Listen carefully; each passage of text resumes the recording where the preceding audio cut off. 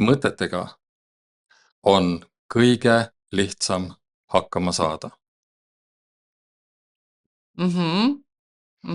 Võrreldes emotsioonidega ja võrreldes ka füüsilise kehaga. Sest füüsiline keha ei räägi, ta ei sõnasta, emotsioon ei sõnasta. Nagu ilmselt on sulgi olnud, tuleb, eriti meestel on see populaarne, tuleb vastuvõtule, küsid, kuidas tunne on. Normaalne. Mis asi? Jah, kus sa seda normaalsust tunned, nii edasi. Muidugi mõni maamees ütleb, et lihtsalt sitt on olla. Jah, no siis on päriselt ka juba päris kehvad, on ju. Ja see juba natukene nagu ütleb. Aga kui seda nüüd laiendada, et väga palju õhku ei jää, miks mõtetega on kõige lihtsam, on see, et inimesed võitlevad oma mõtete vastu. Mina olen seda oma noorusajal sai palju tehtud. Et jääks ta juba vait ja oleks ainult need mõtted, mida mina tahan mõelda, aga seal ju tuleb igasugust asja, on ju. no jah, aga nüüd ongi, et esitada küsimusi, provotseerida oma mõtlemist. Oma mõtlemist ise endale, on ju, ja suunata küsimustega siis. Jaa, et seda mõtteprotsessi. saada aru, miks see mõte tuleb. Sest on ju ilmselge, jälle sinna nurga taha vaadata, on ju. Täpselt, et sa oled ka suhtes, mina olen ka ja kui mul on näiteks suhtes naisega, me saame erinevalt asjadest aru ja kui ma olen jätkuvalt hoolin temast, on ju, ja ma ei taha seda suhet katkestada, siis mis hakkab mu peas juhtuma? Iga mõte sisuliselt seostub sellega, et oota, kuidas me saame selle lahendada? Et mis toimub? Miks ta nii ütles? Miks mina niimoodi reageerisin ja nii edasi ja nii edasi ja nii edasi? Ja see mõte kogu aeg tuleb ja siis ta tuleb unenägudesse, siis ta tuleb hommikul tõused üles ja ikka on ta. Ja nüüd me inimestena oleme lihtsalt nii rumalad. Me ei pööra tähelepanu. Sest, et kogu minu närvisüsteem, kogu minu neuronid, sünapsid, kõik teevad, pingutavad nii, et igipull otsa ees, selleks, et anda mulle märku, et kuule, ära stressa. Lahenda asi ära. Sulle ei meeldi ju see. Ja kui tema ei räägi ise. Sest lõppkokkuvõttes, mis on oluline. Täpselt. Seega mõtetega on tegelikult väga lihtne. Tähelepanu inimesed, kes mediteerivad. Selleks, et oma pead tühjaks saada. Lahendage need lihtsalt ära. Ma olen ka joogaõpetaja üle 15 aasta. Ja ma just tahtsin öelda, et siin on see sinu joogaõpetaja taust, et see ilmselt on sind aidanud sul kuidagi jõuda selliste lihtsate asjadeni, mis tunduvad väga tõhusad. Ma räägin ühe loo vahele, mis pilt mul praegu ette tekkis seoses sellega, et kuidas need 3, kes kiirem on ju. Meil just laupäeval selline seik 5-aastase lapsega, eks ole, kes meil olid külalised ja tal oli mingi mõte, mida ta tahtis verbaliseerida ja ta hakkas liikuma söögitoast esikusse. Ja ta ei suutnud kanda seda mõtet lõpuni, sellepärast, et nii palju emotsioone tuli, segasid, sõitsid sisse talle, et vähemalt 3 emotsiooni tuli vahele ja ta ei suutnud seda mõtet lõpuni hoida ja viia sinna esikuste, kus ta selle viima pidi. Aga see on täpselt see, millest sa räägid, et see lihtsalt, ta on kiirem ja sellega on raskem toime tulla. Sellepärast, et kui seda emotsiooni ei oleks vahele tulnud, on ju, siis ta oleks saanud kanda ja verbaliseerida selle seal, kuhu see oli ette nähtud, on ju. Aga tegelikult keerulisem oli hakkama saada nende emotsioonide ja tunnetega, mis lõikasid talle sisse. Nii ongi, et emotsioonid on kõige kiiremad, siis on füüsilise keha reaktsioonid ja mida enamus inimesi ei taha uskuda, aga puhas teadus, mõte on kõige aeglasem. Et mõtted on tegelikult kõige rahulikumad, kõige aeglasemad. Ja, aga muidugi need ajalised vahed ei ole nüüd mingisugused kalendrid. Jaa, ma saan aru. Et me ei suuda seda adekvaatselt nagu ise jälgida, aga kõige lihtsam on see, et kui sa kogemata paned käe kuumale elektripliidile ja sa ei jõua kui, mõelda. kui see oleks mõistusega, Jah. mõistuse teha, on ju, siis vaataks juba ringi ammu, et oota, mis siin suitseb, et kuskilt tuleb suitsu. Oota, siit midagi suitseb. Assoo, äkki peaks käe ära võtma, on ju. Ja siis on juba 3. astme põletus, on ju. Jah. Või nagu mulle meeldib tihtilugu tuua näidet Ameerika perevägivallast. No seal on lihtsalt tulirelvad, on ju, keegi kedagi petab, noh, nad jõuavad enne maha lasta, kui hakata üldse siit toimukohast sügama, et oota, mis ma teen. Jaa. Et meie elu juhivad emotsioonid. Aga mõtted ja meie füüsilise keha, kus see kõik ju toimub, ega mõtted ja pea on ka füüsilise keha osa. Et need kõik on kogu aeg omavahel tihedalt seotud, nii et iseenesest on suhteliselt rumal üldse eraldada mõtlemist, emotsioone ja siis, et kus nad asuvad siin füüsilises kehas. Aga noh, teaduse huvides ja arusaamise huvides me seda teeme. Jah, no see on see 3 ainsus, on ju. No jah. Jah. Aga kui nüüd tulla selle kriisis inimese juurde tagasi, noh, meil see kriis on üldse praegu ju igal pool, eks ole. Kas see on kuidagi, kas sina näed seda ka mingisuguse ajastu peegeldusena või kust see nüüd tuleb ja kas praegu, kuna sul on nii mitukümmend aastat kogemust terapeudina, siis kas varem olid inimesed teistsugused või kas kriisid olid teistsugused või äkki nad lokaliseerusid, ma ei tea, teistes kehades või kui me siin rääkisime emotsionaalsest ja füüsilisest, et kuidas see praegu nii aktuaalne see teema on, et kogu aeg on kriis, mis siis?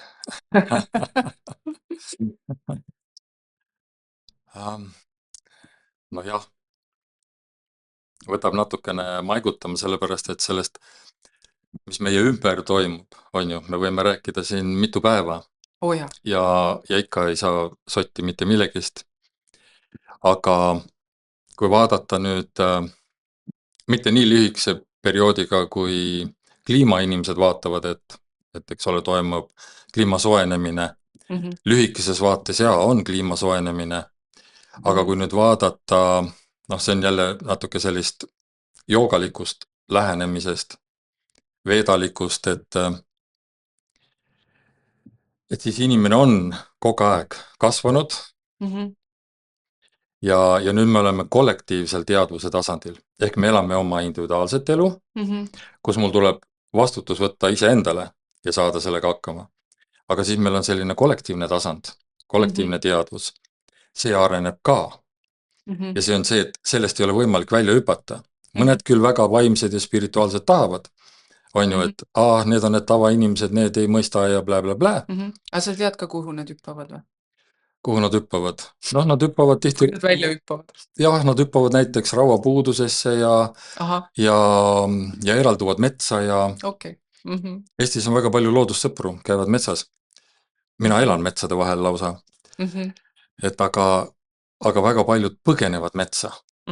Sellel on ka vahe. Täpselt, et see on jälle vahe, kas sa oled tegelik looduse armastaja või sa lihtsalt põgened oma suhete, oma pingete eest, aga sa saad aru, et okei, ma televiisorit käima ei pane, ma lähen metsa. Noh, loomulikult see on kuskilt otsast nagu parem, aga kui vaadata suurt pilti, siis seal tegelikult nagu vahet ei ole. Nii, aga nüüd ma just kaotasin su küsimus ära. Ma küsisin tegelikult seda, et kuidas selle kriisiga on, et kas inimesed, kas on ajastu peegeldus või kas inimesed on olnud sinu suurele praktikale toetudes, et kas kunagi on teistmoodi olnud või see praegu ongi see globaalne üks ajastu, kus me elame ja me olemegi kriisis ja lihtsalt see 20 aastat ajaaken, see on nii pisike, et sellel ei ole üldse mingit tähtsust. Aga kui me vaatame, kui palju selle 20 aasta jooksul muutunud on, üüratult on ju. On ju, siis kriisid on muutunud. Nad on totaalselt muutunud, sellepärast, et vahest võib isegi nalja visata, mitte iga aasta ei tule inimestele juurde võimalusi, kuhu põgeneda. Põgeneda oma teemade eest. On ju, et ma eitan, ma ignoreerin, ei, mis asja, ei, mul ei ole häda mitte midagi, ma olen üks kõva, tugev Eesti mees, no pagan, mikrofon vast jäi terveks. Et küll mina sellest läbi lähen ja tühja sellest mikrofonist, on ju, ma lähen ikka läbi ja ma saan ikka hakkama. Aga siis juhtubki see, et ühel hetkel on tänava peal lihtsalt kokku kukkumine ja konstateeritakse, et see reserv sai otsa. Anum on tühi. Jah, seepärast, et ega kui meil on vaja karu eest ära joosta, täna hommiku keegi alles ütles, et lapsed nägid karu, Oho, siis no meil seal metsade vahel neid ulgub. ikka käib jah? Jah, et No ta on talveunest üles ärganud juba kõike, jah. no vot, ja kui sa näed karu, on ju, siis vahest on parim taktika ära joosta. Noh, oleneb vahemaast ja nii edasi. Ja siis sa hüppad ka üle müüri, mida sa jutumärkides kaines peaga ei suuda mitte kunagi. Sa mobiliseerid kõik oma ressursid ja jõud, on ju. Täpselt nii. Aga kui me oma kriise ignoreerime, siis me tegelikult elame kogu aeg selle reservi arvelt. Ja ühel hetkel on see kriis oluliselt nagu jõulisem, aga see on muutunud, noh, nüüd on ju inimesi, kes tahavad AI-ga abielluda.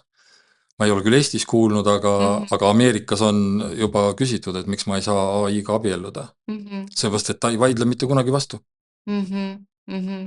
Ei tekita kriisiolukorda. Täpselt, ta peegeldab mulle ainult seda, kes mina tahan olla. Ideaalne partner. Täpselt, aga see tahtmine elab ju ainult peas. Me elame peas oma lugusid. See on jälle üks asi, mis kirjeldab kriise. Et me ei ela reaalsust. Meil on ühel oma lugu, on ju. Täpselt. Lapsepõlves välja kasvanud lugu, mis seostub ka minu, noh, kas personaalsusega, on ju, mis on mask ja ego pool nii või teisiti, aga isiksuse tasand, kõik need omadused, et noh, siin natuke on ju vehin kätega, see kõik on kuskilt alguse saanud. Ma ei sündinud ja ei vehkinud kohe kätega. Jaa. Et kogu see personaalsuse, persona areng, see kõik on lihtsalt üks lugu, mida me elame ja siis me kogu aeg heietame seda enda sees. Jälle, mõtted on selles suhtes geniaalsed. Ma saan kuulata kõrvalt, mis lugu ma endale iseendast räägin. Jaa. Ja see on ju tegelikult, me ju suudame selle endale rääkida ükskõik milliseks parasjagu tegelikult tahame. Ja me valetame endale hommikust õhtuni, jah. kui me oleme automaatrežiimis. Jah. Ja vahest õhtust hommikuni ka veel. Aga kohe, kui tuleb mingisugune kriis, siis ta tuleb selleks, et toimuks peatus. Toimuks nagu, ma ei tea, suurettevõtted teevad oma kaubanduses, mis asi on, inventuuri. Inventuuri. Et vaadata üle, kus ma nagu omadega olen. Et mida ta tahab mulle öelda.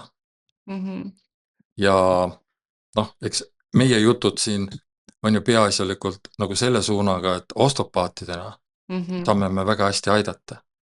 Ja sellepärast, et osteopaatidena neid samu kellukesi, millest ma ennem rääkisin, tegelikult me kuuleme ja näeme neid ja suudame inimest isegi mingil viisil võib-olla ette hoiatada sellest tulenevast kriisist, või siis näiteks see, et tema jõuvarud, reservid on lõppemas, on ju, ja et ta peab midagi muutma ja mõnikord see ongi tegelikult tema teekond sellest kriisist välja tulla hoopiski, et ta on leidnud terapeudi endale, kas siis sinu näol või mõne teise osteopaadi näol või noh, mis iganes, et keegi talle kõrvalt peale tema enda mõtete suudab talle pähe kohale jõuda. No,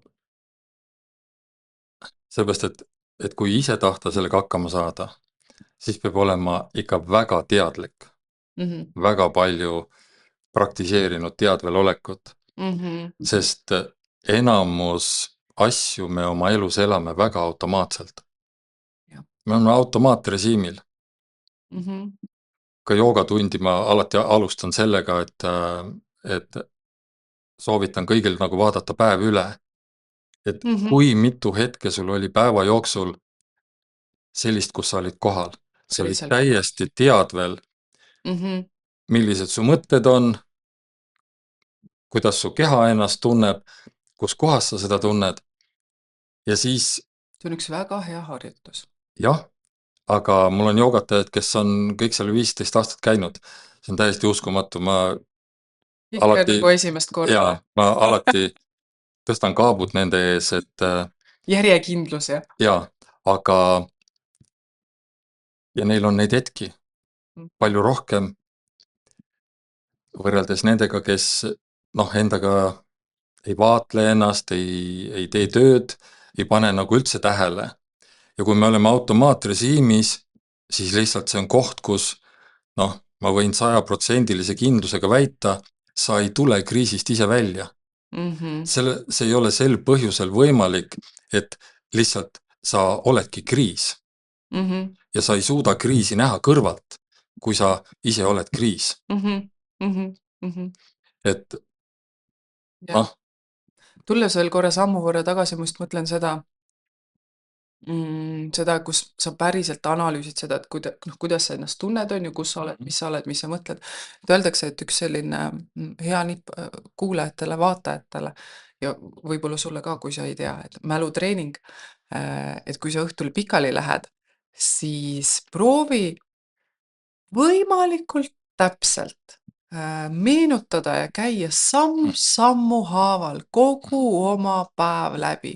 Öeldakse, et see on parim treening mälule, et mida aeg edasi, seda kehvemaks läheb, on ju. Aga et see on, et isegi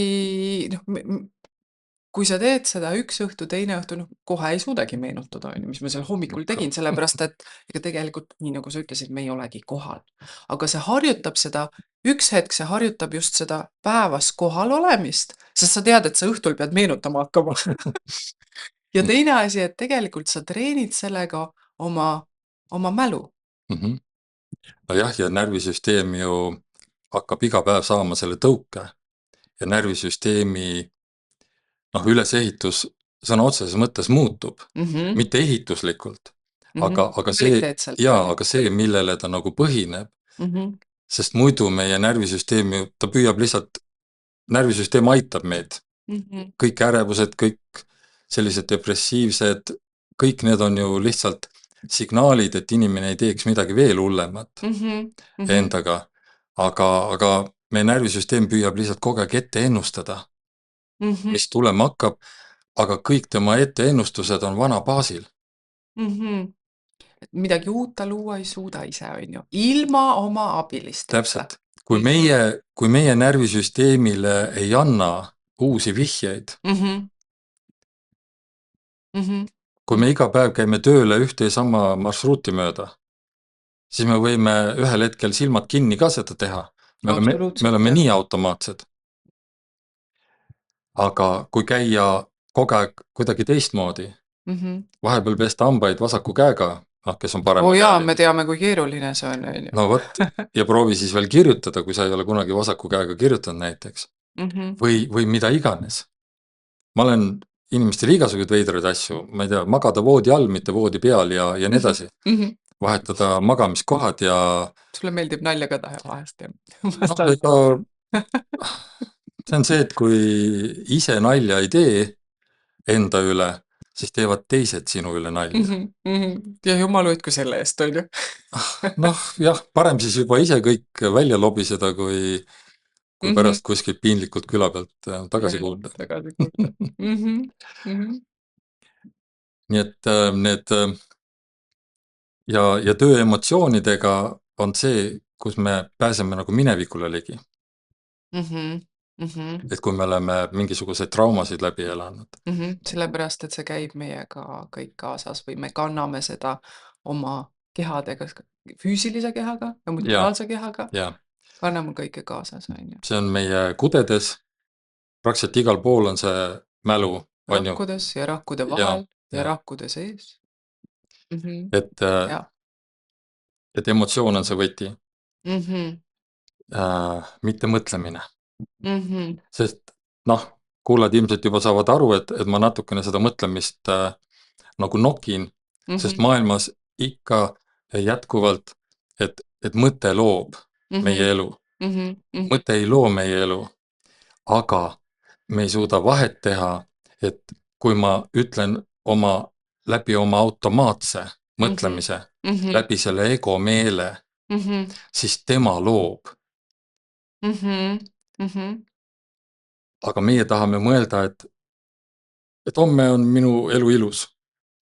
Peaga lihtsalt. Jaa, aga kuidas sinna aga siis selgub, et homme ei ole ilus. Ja siis on pettumus, on ju. No jah, ja siis on kriis. Aga see on selle ego meele loodud. Aga kuidas jõuda selle mõtteni, mis loob? Ainult läbi teadlikkuse. See, et sa oled nagu kohal ja seda ei saa ainult mõtlemisega. See on harjutamine ja pikk teekond. See on seisund. Seisund. See on lihtsalt see seisund, kus ma olen totaalselt kohal. Millega sa liigud läbi elu, on ju. Seisund ei tähenda midagi staatilist, vaid pigem seisund kui mingisugune dünaamiline muutuv, aga samas see on midagi, mis käib sinuga kaasas, on ju. No ikka, sellepärast, et ega meie kehas ei seisa ka ju midagi. Ja, kõik liigub. Mõni vahest ütleb küll, et ta ei tunne midagi. Jaa. Jälle lihtsalt kuulajatele natukene nalja. Siis kui Näpistad. on selline inimene, kellel ma tunnen, et saab seda öelda, siis ma ütlengi, et kas sul kirst on ka ära tellitud. Sellepärast, et kui sa mitte midagi ei tunne, siis su koht on kirtus. Ma kujutan ette, et kui inimene sedasi tuleb protseduurile, sul on selline üsna veenev välimus ka ja siis sa küsid, kas sul kirst on ära tellitud. See paneb mõtlema küll, et mind küll paneks. Jaa, aga siis nad ärkavad ka. Aga ma täiesti usun, jaa. Ega sul kõik see toetab sellist ärkamist. Ma sain pihta su saladusele võtmele praegu. Aga siis ongi neil kohe kõik selge, sest ei maksa nagu vastuvõttudel, mis seda öelda siis? Miski mu sees tahaks öelda lolli mängida, aga kui meist kasu ei ole, kui me inimesel seda kohta, kus ta tegelikult on oma elus kriisis, see võib olla, ega kriisid ju tulevad tegelikult väga lihtsalt ka. See võib olla, et suhe läheb katki, see võib olla, et keegi lähedane. Kriis võib olla üldse midagi väga subjektiivset, on ju? Jaa. Ta võib olla, mõne jaoks on kriis isegi, laste jaoks peamiselt, näiteks lemmiklooma. Jaa. Lihtsalt vanus saab täis, et need on nagu palju töökoha, ma ei tea, kas või ülemuse vahetus on ju. Aga uus ülemus lihtsalt on sellise iseloomuga, mis üldse inimesele ei sobi, ta ei saa enam magada ja kogu tema närvisüsteem ja kogu see tema seisund muutub. Et nii see lihtsalt on. Kriis ei peagi olema midagi väga suurt ja see, mis on sinu jaoks kriis, ei pruugi minu jaoks kriis olla ja vastupidi, on ju. Ja siinkohal, kuna sa lapsed korraks sisse tõid, siis kindlasti ei tasu alahinnata, aga ongi selliseid sündmuseid, mis toimuvad pereelus, on ju, kusagil, mis võivad osutuda lapse jaoks kriisiks tegelikult. Nende tundlikkus on ju hoopis teissugune. Meie oleme sellised paksu nahaga ja ei tunne midagi. Jah. Jaa. Aga muidugi, kui nüüd selle spirituaalse kriisi juurde minna, siis on olemas kohe selline, kus meie elu kvaliteet, ütleme siis transformatsioon toimub. Et kui me elame sellise automaatses režiimis, mida see suur enamus inimesi elab reeglina igapäevaselt, vahepeal teeb esimest korda auto avarii, siis ehmatab, mis see toimus. Tuleb kohale, teadvele, aga kui ta teeb juba 3. auto avarii, siis on ka automaatne jälle. Et selline väljapoole toetumine on seal nagu märksõna. Et võib-olla näiteks religioon on üks selline hea näide, on ju, kus kõik on kirjas, mis on õige, mis on vale, kuidas käituda, autoriteet on olemas, sotsiaalsus, kõik on olemas, struktuur on olemas, aga nüüd ühel hetkel, miks ma selle juurde nagu tulin hetkel, et me ära ei unustaks, vist näen kella ka, et, Loobiseme edasi. Nii põnev on. et, et minu jaoks oli see aastaid tagasi ikka päris suur üllatus. Sul ongi selline seis, et sa enam ei saa aru. Sa oled juba mingisuguseid vaimsusega tegelenud, on ju joogaõpetaja hingamisega tegelenud, ma olen meditatiivne tervendaja ja kõik sellised asjad. Ja siis sa lihtsalt hakkadki nagu tajuma, et oot, aga midagi on ikka täitsa viltu. Peaks olema just kõik nagu hästi, aga ei toimi. Ja siis tulevad need küsimused, et kes ma olen ja miks ma olen veel jõulisemalt. Et mis mõte sellel, kogu sellel elul on. Et eriti sellised kriisid, et sealt Ja on... sa rullid tegelikult ennast sinna algusesse tagasi, kust võiks üldse see teekond alata, kus inimene mingisuguse kriisi ajal esitab endale need küsimused ära ja juba nende küsimustega siis jätkab oma seda elu. Või nende vastustega või siis nende vastuste otsinguga. Jah, aga siin on sellised natukene väikesed lõksud. Et näita. Näiteks spirituaalne ego on veel hullem kui tavaline ego. Aga miks see juhtub? Mitte loomulikult kõigiga, aga seda on maailmas näha.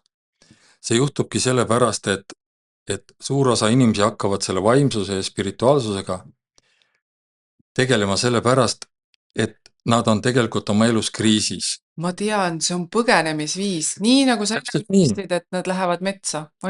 See on samasugune põgenemise viis iseendast ja oma kriisist. Aga siis ongi, nad võtavad sinna selle ego ja kõik kaasa. Ja tegelikult ei muutu mitte midagi. Ja sellel teekonnal võib väga pikalt ju niimoodi käia tegelikult, et sa päriselt ise aru ei saagi, et sa aastakümneid on see võimalik. Ja.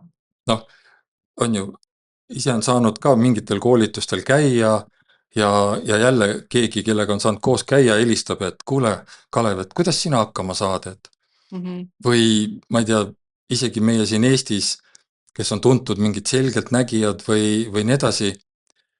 Ma kuulen, mina Facebooki väga ei jälgi, aga ma kuulen, kuidas inimesed räägivad, et ka need tuntud inimesed on tegelikult totaalses kriisis. Ja, aga teie jälgige meie Facebooki. Ja siis nad ei oska nagu mitte midagi teha. Sellepärast, et nad proovivad lahendada läbi siis kas vaimsuse, spirituaalsuse, aga täpselt sama kehtib alkohol, narkootikum, tänapäeval see AI,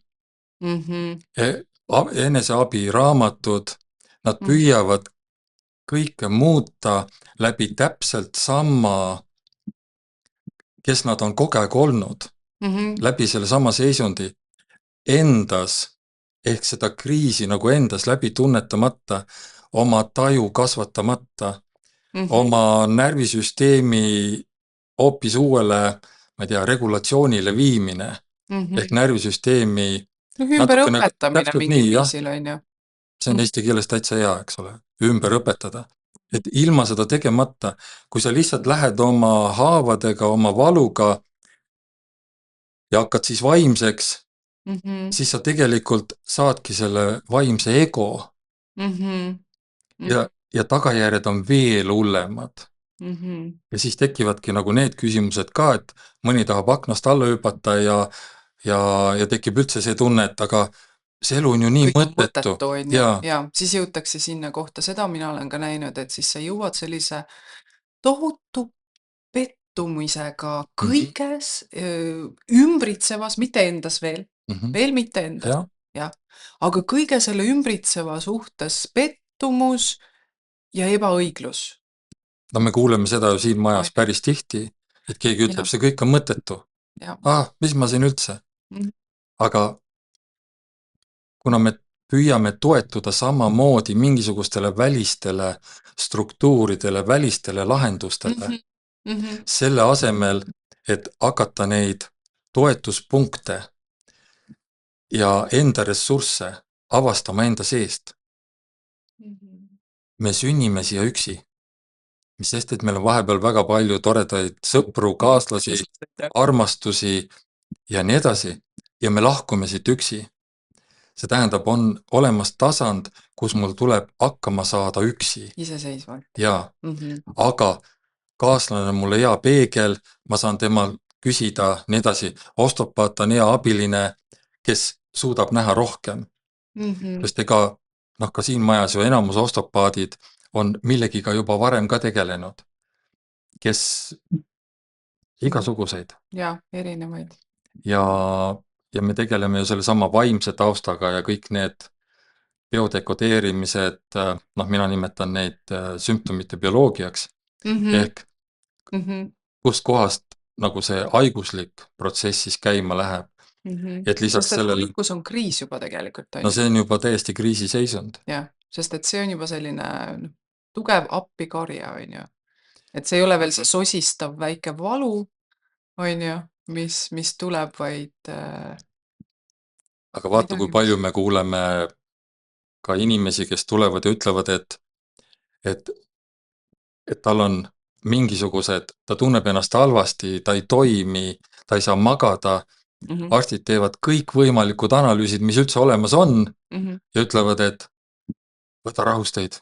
Jah, terve nagu purikas. Ei ole rahusteid, antidepressandid. Ja, no, ühesõnaga midagi sellist, jah. Võta midagi. Ja, võta midagi, mis sind aitab, võta tablett. Jah, aga see ongi kriisi tunnus. Sest kui seal panna käsi peale, siis see närvisüsteem on, ma ei tea, ta pole enam punane, ta on tulipunane. Et just nagu sellised kriisid ja sellest ei räägita nagu üldse. Sest need inimesed, kes need läbi elavad, need väga paljud jäävad nagu oma ette. Sest nemad ei taha enam esineda podcastis, sest et nad on leidnud kogu struktuuri näiteks iseendast. Ja nad ei lähe selgeltnägijate, ma ei tea, mis need on, tuleproovid, jõuproovid. Nad lihtsalt elavad oma seda rahulikku elu, naudivad, kui keegi küsib, siis nad aitavad, kui keegi ei küsi, siis nad on vait. Et nüüd ongi, et keegi peab ju sellest ka rääkima.